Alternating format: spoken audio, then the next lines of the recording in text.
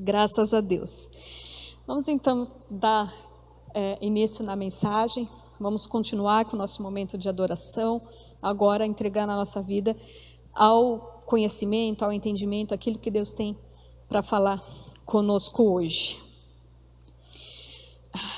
O tema da nossa mensagem hoje é um tema até que a Rita falou assim, é a cara da tia Sô, né? Tudo a ver. Vim até com o uniforme, ó.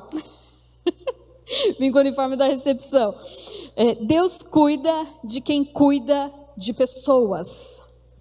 Deus cuida de quem cuida de pessoas. A única coisa que a gente pode levar para o céu, que a gente pode conduzir ao céu, são pessoas. A gente não pode conduzir ao céu os nossos bens, as nossas roupas, nossas propriedades, essas coisas a gente sabe que é tudo terreno, né? Aqui veio, aqui fica. Então a única coisa que a gente consegue realmente mandar e trabalhar de forma a conquistar são almas, são pessoas. E infelizmente, hoje em dia, as pessoas, elas são medidas, elas são valorizadas de acordo com aquilo que elas têm. Existem muitas pessoas que medem, inclusive, baseiam o seu baseiam o seu nível de fidelidade de acordo com aquilo que elas possuem. Então, quanto mais ela consegue agregar, quanto mais ela consegue possuir, mais feliz ela fica, mais bem-humorada ela fica. E, infelizmente, alguns cristãos, alguns crentes, né, também eles seguem nisso. Eles só conseguem se sentir abençoados se Deus estiver lhe dando alguma coisa. Se Deus estiver te dando, ele se sente abençoado. Se Deus ele cessa de dar coisas palpáveis, começa a questionar. Começa a questionar a sua fidelidade, a fidelidade dele, começa a questionar a sua fé, começa a questionar o interesse dele em te abençoar. É muito complicado isso. E o que a gente deve se lembrar sempre, sempre, sempre, sempre, é o do grande mandamento de Cristo. Alguém sabe lembrar? Quem consegue falar? O grande mandamento? Pode falar em voz alta, tá certo. Amarás a Deus de todo o seu coração, de toda a sua alma. E? Quê? E? Isso! E amarás o próximo como a ti mesmo. Olha só. Amarás a Deus e amarás ao próximo. Então, a coisa mais importante na terra, aqui, para Deus, não são essas coisas. São as pessoas. Sou eu e é você. Porque você é o meu próximo. E eu sou a sua próxima. É isso que se importa com Deus. E nós tiramos desse conteúdo, desse texto, eu consegui tirar 3 exemplos muito interessantes sobre isso, sobre o cuidado que Deus tem com a pessoa cuja fidelidade ela foi com outra pessoa. A fidelidade de Deus, né, diante de uma pessoa que cuida de outra. Olha que exemplo muito legal é a relação de José com Potifar. O primeiro exemplo muito show de bola. A relação de José com Potifar e como Deus agiu nesse meio. Gênesis 39, do 3 ao 5, ele detalha bem essa relação entre eles. Gênesis 39, do 3 ao 5, diz assim: Quando este percebeu que o Senhor estava com ele e que o fazia prosperar em tudo que realizava, agradou-se de José e tornou-o administrador de seus bens. Potifar deixou a seu cuidado a sua casa e lhe confiou tudo o que possuía. Desde que o deixou cuidando de sua casa e de todos os seus bens, o Senhor abençoou a casa do egípcio por causa de José. A bênção do Senhor estava sobre tudo o que Potifar possuía, tanto em casa como no campo. Potifar, ele era um homem idólatra. Ele era um egípcio, e como egípcio ele adorava os deuses do Egito. que era um monte, se for ver, tipo os deuses da Índia hoje, eles tinham um monte. Ele não adorava a Deus, ele sequer conhecia a Deus. E ele não tinha esse temor do Senhor. Porém, ele levou José para sua casa. José, ele tinha passado por uma situação muito complicada, todo mundo sabe a história de José, por perseguição, por inveja com seus irmãos, ameaças de morte, foi jogado no poço, depois foi vendido como escravo. Imagina o trajeto dele, né, até chegar ao Egito, no deserto, amarrado, no sol quente, escaldante, sendo arrastado, sendo levado. Não foi fácil para ele chegar no Egito. O corpo dele estava judiado, a mente dele estava judiada, o emocional dele estava judiado. E ele foi posto lá a leilão, como uma peça, como um brinde. E tudo bem, o Potifar ele comprou, ele não pegou assim, mas o Potifar comprou. Mas quando chegou e ele viu, aqui a Bíblia fala, ele percebeu a diferença na vida de José. E a partir daí o que ele fez? Colocou José no melhor lugar que tinha. Ele já estava, né, vamos supor, numa casa boa, uma casa grande. Potifar, ele era chefe da guarda, era um homem de posses, então ele era uma casa confortável, e José mandava em tudo aquilo. Então ele foi bom, ele trouxe benefícios para José, ele tocou José, e por causa dessa atitude, a Bíblia diz que Deus então abençoou Potifar, prosperou Potifar. Tudo que ele tinha, a sua casa, os seus bens, cresceram, porque ele viu graça naquele que era de Deus. Ele cuidou do amado de Deus, e Deus cuidou dele. Olha que coisa muito interessante isso. E assim foi. E tudo que ele fez prosperou, por causa de ser um filho amado. Detalhe, gente, Deus não fica devendo para ninguém. Deus não deve nada para ninguém. Um segundo exemplo muito interessante também dessa relação, né? Muito relevante dessa relação de pessoas e diante da fidelidade de Deus é Raabe e os espias. Muito show de bola também. Olha como a Bíblia mostra isso. Em Josué 6:25. Josué 6:25 fala assim: mas Josué poupou a prostituta Raabe e a sua família, e a todos os seus pertences, pois ela escondeu os homens que Josué tinha enviado a Jericó como espiões. E Raabe vive entre os israelitas até hoje. Não até hoje, agora, tá, gente? Raabe era uma prostituta que tinha sua casa construída sobre a muralha de Jericó. Imagina que muralha é esse, o quão fortificada era essa cidade de Jericó, a ponto de ter moradias sobre a muralha. E ela foi a favor, ela cuidou dos espias, ela escondeu os espias de Josué, quando eles foram lá para conhecer a cidade, ela protegeu, e por causa dessa proteção deles, e por causa dela ter escondido eles conseguiram voltar, né, os batedores conseguiram voltar com as boas novas, e Deus deu a estratégia para Josué. A gente já conhece toda a história, o que aconteceu, e de repente as cornetas tocam, e acontece lá aquele tipo terremoto, e aquela muralha daquele tamanho, daquela altura, de toda aquela largura, começa a se estremecer, e começa a cair, começa a ruir, e olha o estrondo, e olha o barulho, e o caos instituído dentro da cidade, a cidade sitiada, mesmo sem guerra, pessoas correndo, aquele desespero todo, e negócio caindo aqui, negócio caindo ali, e a casa de Raabe inteira em cima. Só aquele pedaço do muro com a casa dela intacto, porque ela cuidou e ela protegeu os espias. Deus, ele protegeu uma prostituta porque ela cuidou dos seus. E de tal forma, de quanto ela honrou eles, de tal forma com elas, tão importante foi esse cuidado, que ali o versículo lá em cima fala assim, ó: e Raabe vive entre os israelitas até hoje. Uma prostituta, gente, ela era uma pessoa que vivia o quê? À margem da sociedade, era por isso que ela morava na muralha. nos muros. A margem da sociedade não tinha o direito, como uma pessoa imunda, e quando todos os outros tipos de pessoa que eles consideravam imundas não podiam viver em sociedade, Raabe, como prostituta, também não podia.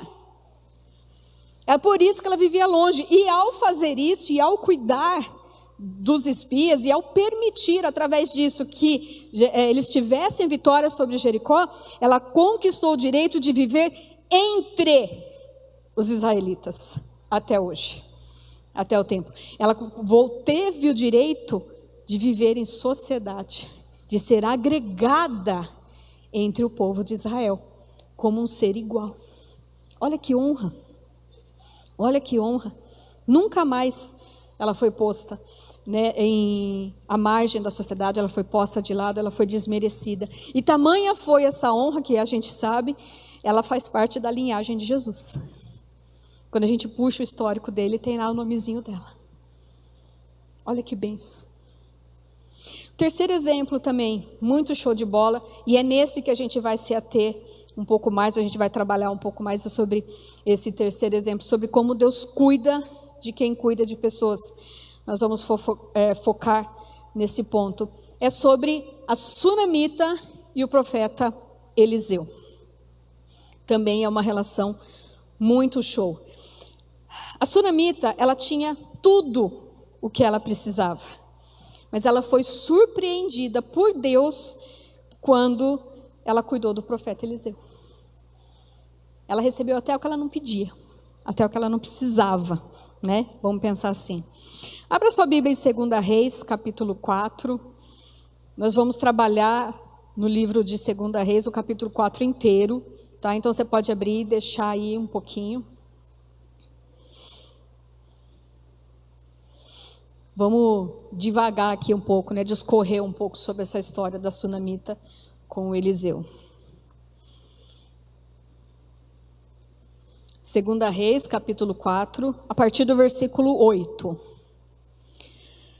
Certo dia, Eliseu foi a Sunem, onde uma mulher rica insistiu que ele fosse tomar uma refeição em sua casa.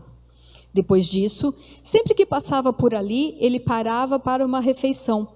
De modo que ela disse ao marido: eu sei que esse homem que sempre vem aqui é um santo homem de Deus. Vamos construir lá em cima um quartinho de tijolos e colocar nele uma cama, uma mesa, uma cadeira e uma lamparina para ele. Assim, sempre que ele nos visitar, ele poderá ocupá-lo.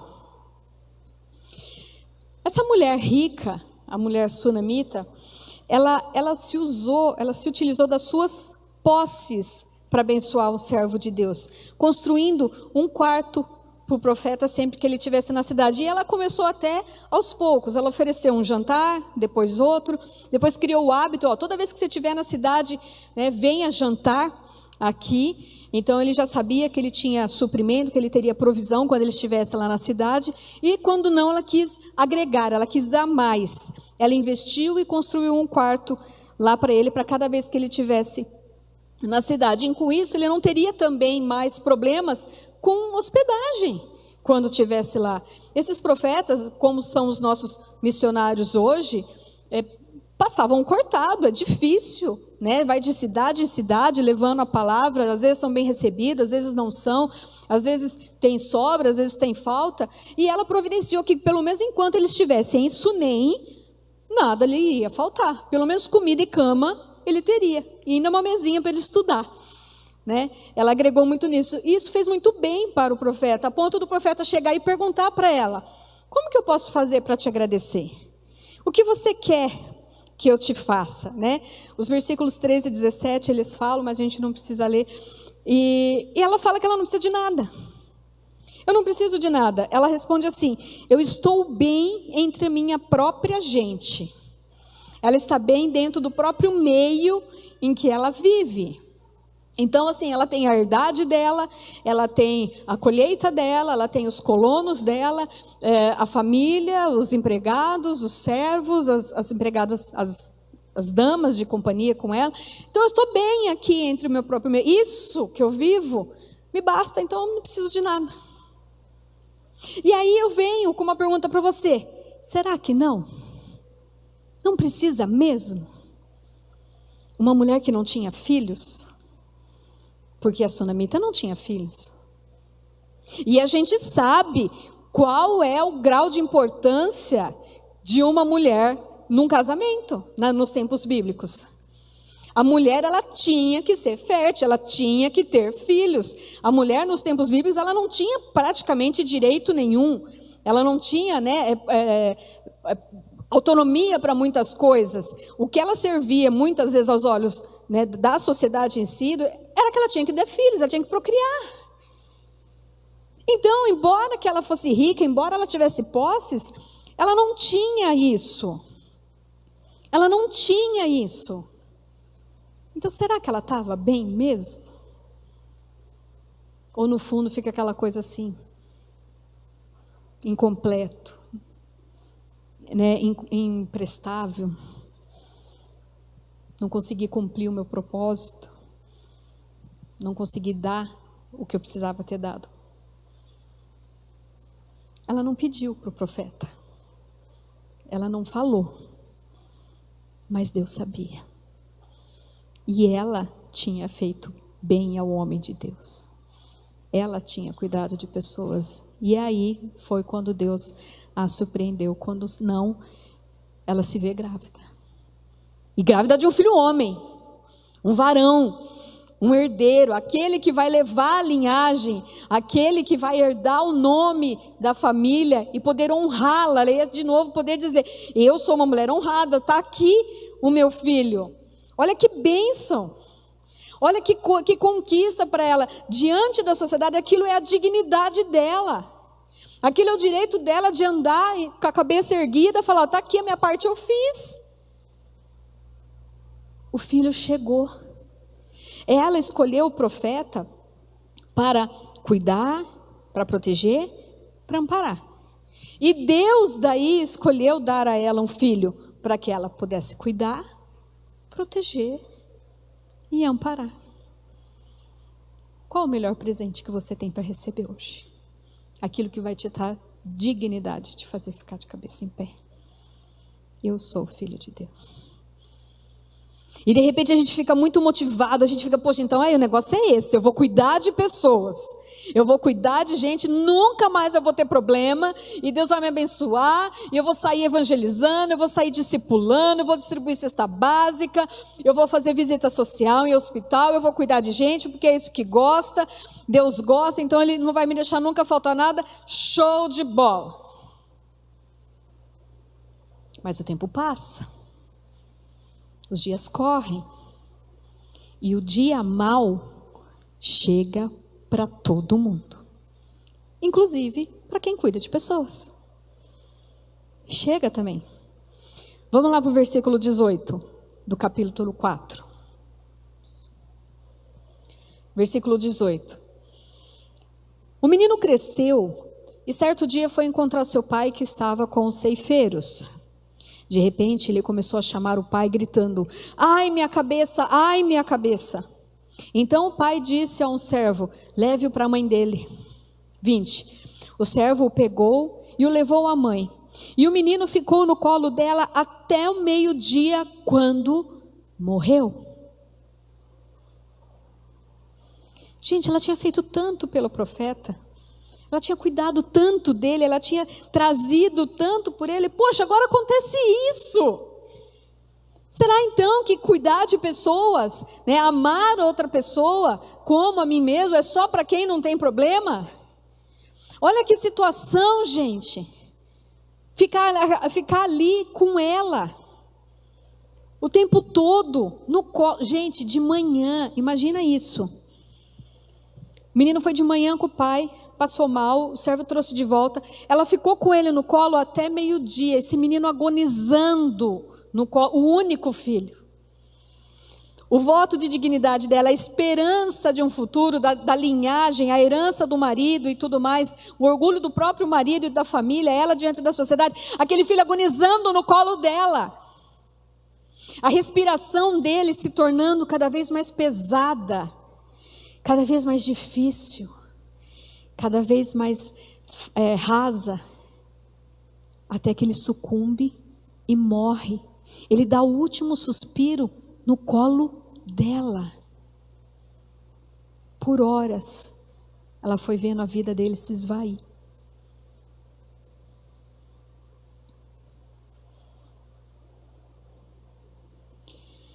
Mas quem cuida de pessoas, quando vem esse dia mau, ela não se desespera, porque ela sabe que Deus tem uma saída.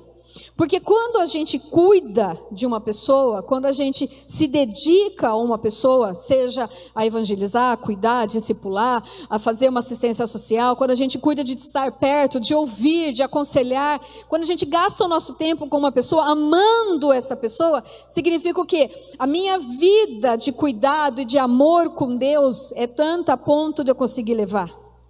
A gente só consegue fazer isso quando a gente tem isso com Deus. Ele é meu amigo, eu falo, ele me ouve, ele fala e eu ouço, eu cuido, né, da minha vida com ele, e ele cuida de todas as minhas necessidades, ele cuida de mim, a ponto de isso irradiar, a ponto de eu conseguir cuidar de pessoas. Então quando chega esse dia mau, eu sei a quem que eu sirvo, eu sei a quem que está cuidando de mim, e por isso a gente não se desespera. Veja o versículo 21 que diz aí na sua Bíblia, que show que é isso. Versículo 21, ela subiu ao quarto do homem de Deus, deitou o menino na cama, saiu e fechou a porta. Pula lá para o 25. Assim ela partiu para encontrar-se com o homem de Deus que estava no Monte Carmelo. Quando ele a viu à distância, ele disse ao seu servo Geazi, olhe, é a sunamita. Corra ao encontro dela e pergunte, está tudo bem com você? Tudo bem com seu marido? E com seu filho? E a resposta que ela deu a Geazi é, está tudo bem. Como pode estar tudo bem se o filho dela acabou de morrer nos braços dela? Desde cedo, ela ficou ali amparando o filho, vai saber, orando, intercedendo. Desde cedo, ela ficou ali fazendo o que estava ao alcance dela para tirar. E o menino, como gritou para o pai, ai minha cabeça, o menino sentindo fortes dores. Gente, quem aqui é pai e mãe?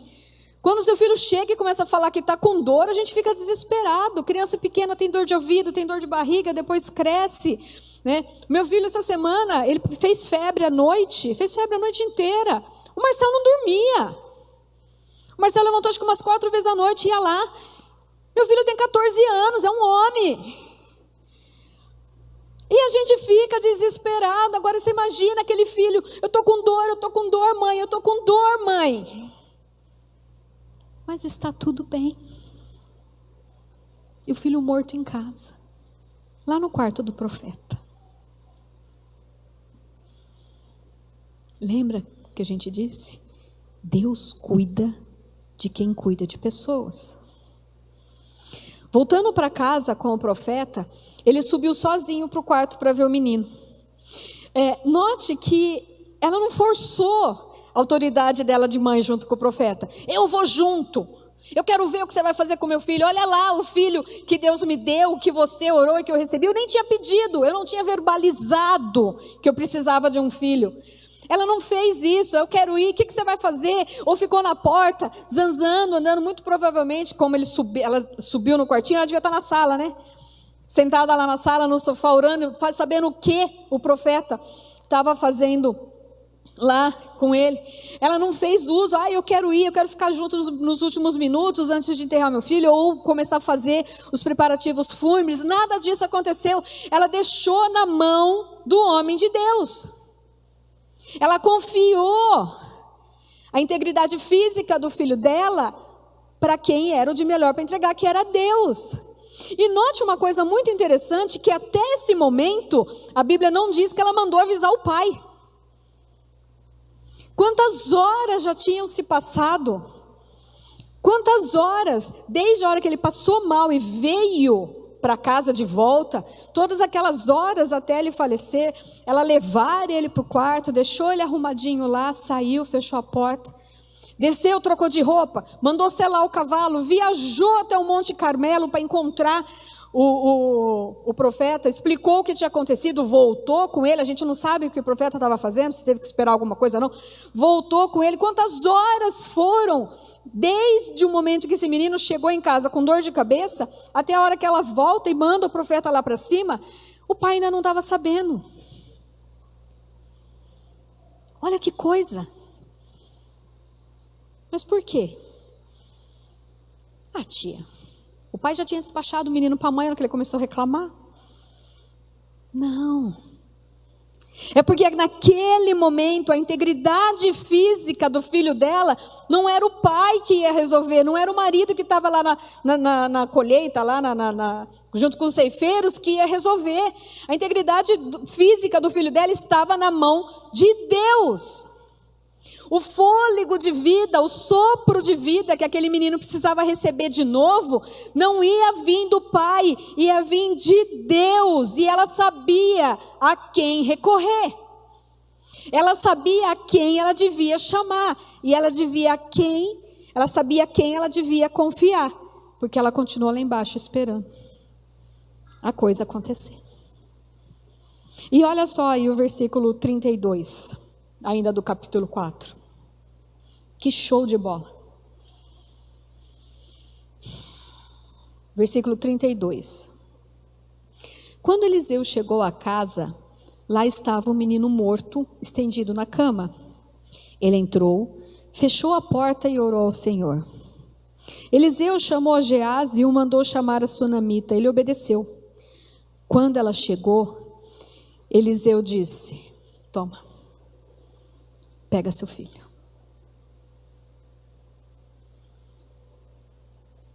É um milagre acontecendo. É a restituição acontecendo. E esse Deus que agiu aqui com a sunamita é o Deus que está aqui agora para agir para mim, para agir para você. Hoje Ele tem restituição para te trazer. Hoje Ele tem um filho, seja ele qual for, né, para trazer pela mão e falar: toma teu filho. Toma de volta a sua bênção. Toma de volta a sua herança. Toma de volta a tua dignidade. Eu estou te devolvendo, porque você confiou. Confie em Deus, porque o que é seu, Ele está te entregando agora. Recebe em nome de Jesus isso. Mas sabe o que é o que acontece? A gente recebe, fica feliz da vida, toma posse, que bom, isso voltou para mim. E a gente às vezes esquece que tempos difíceis podem nos acometer mais de uma vez. A minha mãe sempre fala isso, quando às vezes a gente pede um favor para ela, seja qual for, e principalmente assim, dinheiro, vamos supor: mãe, me arruma R$100, segunda-feira eu te devolvo. Um exemplo. Daí chega segunda-feira, eu não devolvo. Se eu aviso para ela, falo: mãe, eu vou te devolver na terça, amém, mas se eu não aviso, na quarta de manhã ela manda: ó, filha, dor de barriga não dá uma vez só não, viu? A minha mãe faz isso. Então, dor de barriga não dá uma vez só. Tempos difíceis acontecem mais de uma vez na nossa vida. Ela tinha acabado de receber a bênção dela, ela viveu, ela desfrutou sobre tudo isso, mas infelizmente acontece isso na nossa vida no geral. E o profeta Eliseu, ele já tinha declarado, ele já tinha revelado que ia vir uma fome, né, para Sunem. E ia ser uma fome severa que ia levar pelo menos uns 7 anos. E ele aconselhou a mulher, falou: ó, sai da cidade. Sai, vai embora, porque aqui o negócio vai ficar ruim. E ela foi com a família embora, com essa fome que chegou, ela foi embora, deixou sua casa, deixou as suas terras. E ao longo desses 7 anos de fome que teve, ela perdeu o marido. Se tornou uma viúva. E daí começa todo aquele trajeto de viúva que vira e mexe. O pastor fala aqui do que acontece com as viuvinhas. Tadinha. Comigo também aconteceu. Eu fui uma viuvinha alegre, até o Marcel vir me resgatar. Graças a Deus. Mas a gente sabe como era. Ela perdeu o marido, se tornou uma viúva sem posses.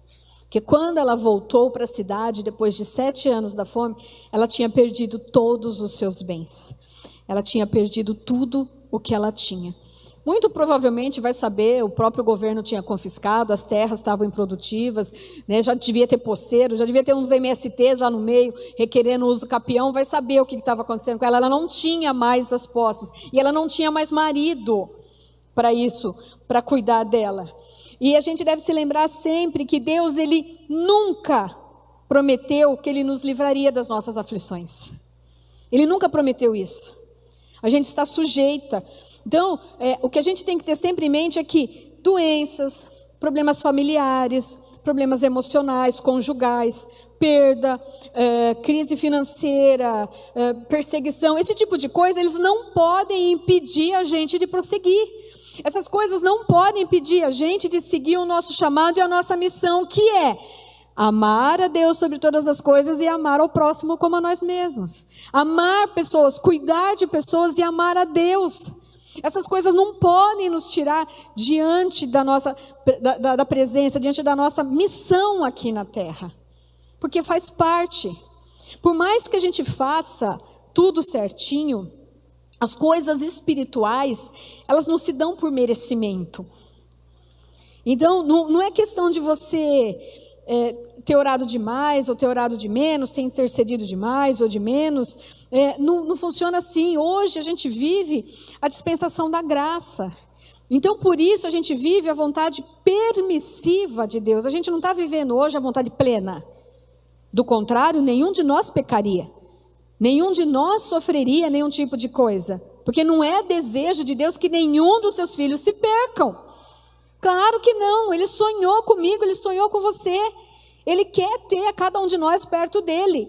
Então, se a gente tivesse hoje vivendo a vontade plena dEle, jamais a gente cometeria as coisas que a gente comete, né?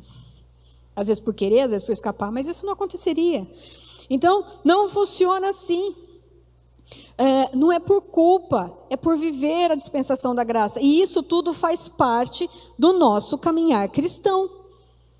Nós temos dias que são de grandes bênçãos e temos dias que não são tão grandes assim. Nunca devemos deixar que isso fraqueje quem a gente é, quem a gente serve e qual é o nosso valor diante de Deus. Agora vamos voltar aqui na história da mulher sunamita.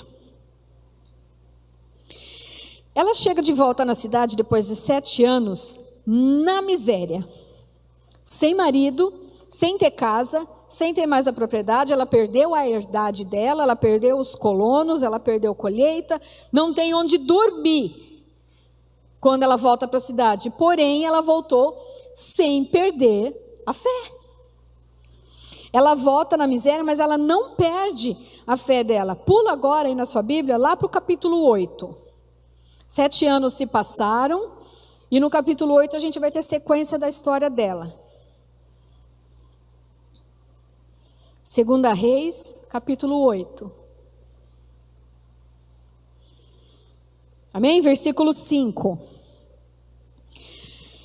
Enquanto Geazi contava ao rei como Eliseu havia ressuscitado o menino, a própria mãe do menino que Eliseu tinha ressuscitado chegou para apresentar a sua petição ao rei para readquirir a sua casa e a sua propriedade. Geazi exclamou: "Esta é a mulher, ó rei, meu senhor, e este é o filho dela, a quem Eliseu ressuscitou." Versículo 6. O rei pediu que ela contasse o ocorrido e ela confirmou os fatos. Então, presta atenção nisso, ele designou um funcionário para cuidar do caso dela e lhe ordenou: devolva tudo o que lhe pertencia, inclusive toda a renda das suas colheitas, desde o dia que ela saiu do país até hoje. Graças a Deus por isso. Devolva tudo.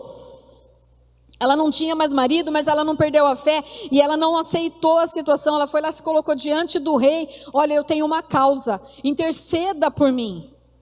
E novamente ela cuidou, porque ela confirmou tudo que Geazi vinha dizendo, né? Geazi estava sendo sabatinado pelo rei sobre o que Eliseu vinha fazendo, e ela ali naquele momento salvou de novo, confirmando: é verdade, eu sou testemunha viva, está aqui o meu filho, a quem ele ressuscitou. Ela garantiu que ele fosse cuidado, e por causa disso, olha que interessante, o rei pediu, ele designou um funcionário, ele colocou um homem para ir lá para cuidar de tudo por ela.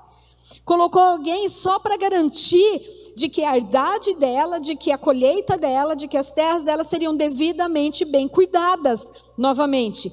E não só devolveu, como tudo aquilo que, a grosso modo, ela nem tinha desfrutado durante os 7 anos anteriores, devolva para ela. E devolva a renda, ou seja, devolva os lucros, desde quando ela saiu até agora. Devolva para você tudo aquilo que você perdeu com lucro, com a renda, com os juros. Lembra que a gente falou? Deus não fica devendo nada para ninguém. O que é seu, ele é para você. Basta você requerer, se coloque diante do nosso rei, coloque a sua causa, explique qual a sua situação. E ele está pronto para te restituir de tudo aquilo que é teu. Porque está guardado. E ele está cuidando para você. E com toda a renda.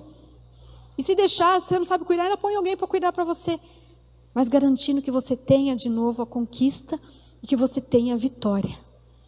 O que é seu, ele vai usar quem tiver que usar para te devolver e para te dar.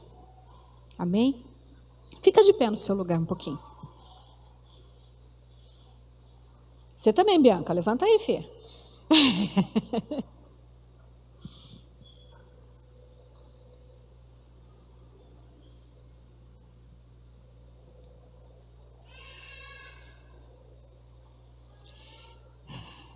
Deus, ele tem visto as suas obras.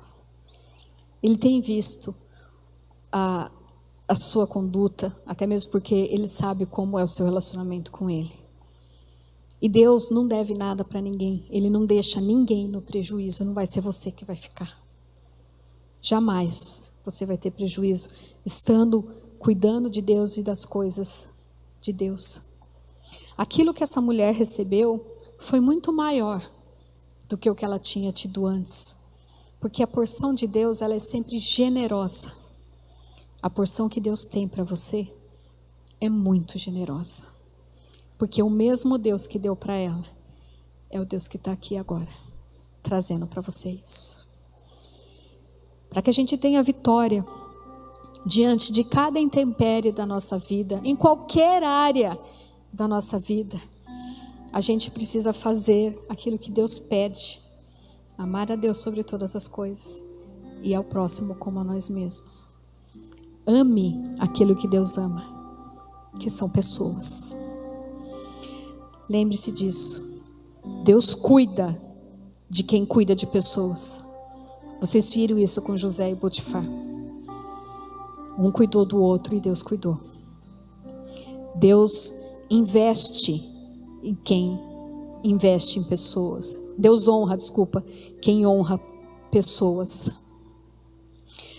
Assim foi com Raabe.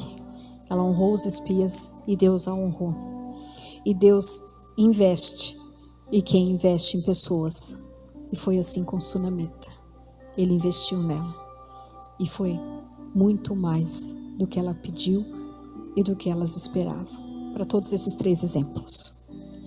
A palavra que eu tenho, para que você guarde no seu coração hoje e leve para a sua casa. O que Deus tem para falar para você, levar embora hoje é isso. Cuida dos meus, que de você cuido eu. Amém?